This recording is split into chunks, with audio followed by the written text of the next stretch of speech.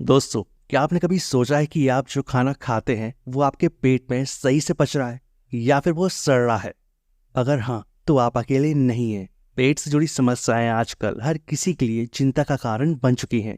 आज हम इस वीडियो में जानेंगे कि कैसे पेट में हमारा खाना पचता है, उसके सड़ने की प्रोसेस क्या होती है और हम कैसे इसे एकदम सही तरीके से हैंडल कर सकते हैं। दोस्तों, हमारा पेट हमारा दूसरा दिमाग होता है। जी हाँ, आपने सही सुना। हमारा पेट केवल खाने को पचाने का काम ही नहीं करता, ये हमारे मूड, हमारी एनर्जी और हमारी सेहत पर भी असर डालता है।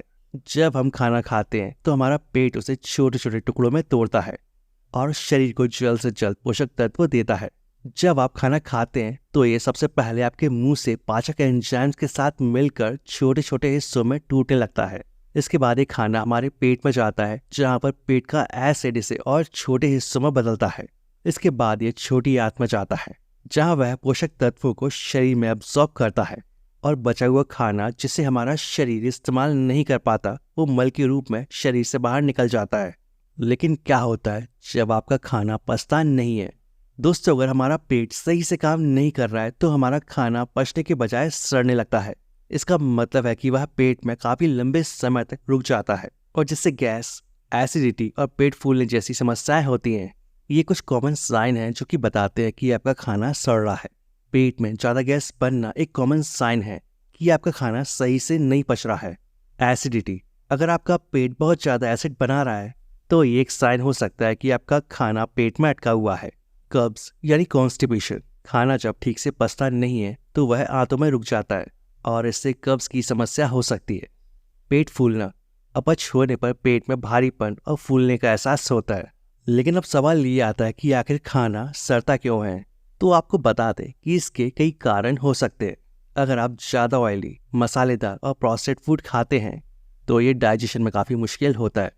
इसके अलावा जल्दी जल्दी खाना खाने से भोजन ठीक से चबाया नहीं जाता, जिससे पेट को उसे पचाने में ज़्यादा मेहनत करनी पड़ती है। और आजकल स्ट्रेस, नींद की कमी और फिजिकल एक्टिविटी की कमी भी आपके पाचन को धीमा कर सकती है।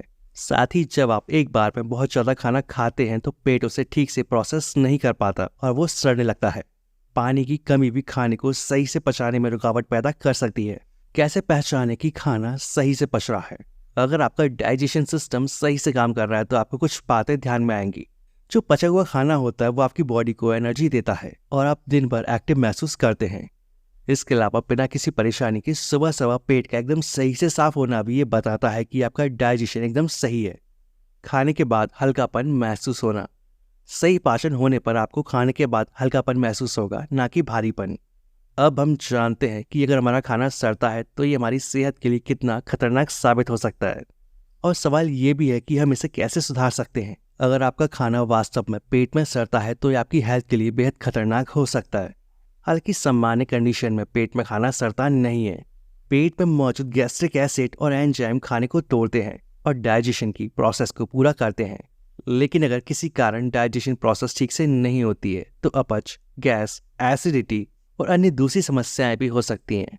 अगर खाना आंतों में लंबे समय तक बिना पचे रहता है तो उसमें बैक्टीरिया और अन्य सूक्ष्मजीव बढ़ सकते हैं और जिससे इसका रिजल्ट और भी ज़्यादा खतरनाक हो सकता है। सड़े हुए खाने से पेट में गैस बनती है, जिससे पेट में भारीपन और असुविधा होती है। खाने के सड़ने के दौरान टॉक्सिन्स बनते हैं और जो पेट की हेल्थ और इम्यून सिस्टम को नुकसान पहुंचा सकते हैं। इससे आपको फूड पॉइजनिंग भी हो सकती है। साथ ही सड़ा हुआ खाना आंतों में सूजन और इन्फेक्शन का कारण बन सकता है और जिससे पेट दर्द और अन्य दूसरी डाइजेशन संबंधित समस्याएं हो सकती हैं। और इसी वजह से खाने को ठीक से पचाना और सही आहार लेना हेल्थ के लिए बेहद ज़रूरी है। तो इससे बचने के लिए हमें क्या करना चाहिए? ज़्यादा ऑयली, मसालेदार और प्रोसेस्ड फूड से दूर रहें। ताज़े फल, सब्जियां और साबुत अनाज का सेवन करें। खाना हमेशा धीरे धीरे और चबा चबा कर खाएं ताकि पाचन तंत्र को मदद मिले। फाइबर युक्त खाना जैसे कि साबुत अनाज, फल और सब्जियां आपके डाइजेशन में काफ़ी तेजी से सुधार करती हैं। दिन भर में पर्याप्त पानी पीना पाचन को सही बनाए रखने के लिए बहुत ज़रूरी है। इसके अलावा रोज़ाना थोड़ा सा व्यायाम और योग करने से आपका पाचन तंत्र सही रहता है। ध्यान दें, हमेशा सही समय पर खाना खाएं और रात में ज़्यादा देर से खाना खाने से बचें। दोस्तों, हमारे डाइजेशन सिस्टम को समझना और उसकी देखभाल करना बहुत ज़रूरी है। आपका शरीर आपको सिग्नल देता है कि कुछ गड़बड़ है, बस उन सिग्नल्स को इग्नोर ना करें। जैसे ही आप समझेंगे कि आपका खाना पच रहा है या सड़ रहा है, वैसे ही आप अपनी सेहत के लिए बेहतर डिसीजन ले सकते हैं। अपने पेट का ख्याल रखें और सही खान पान और लाइफस्टाइल अपनाएं ताकि आपका शरीर हेल्दी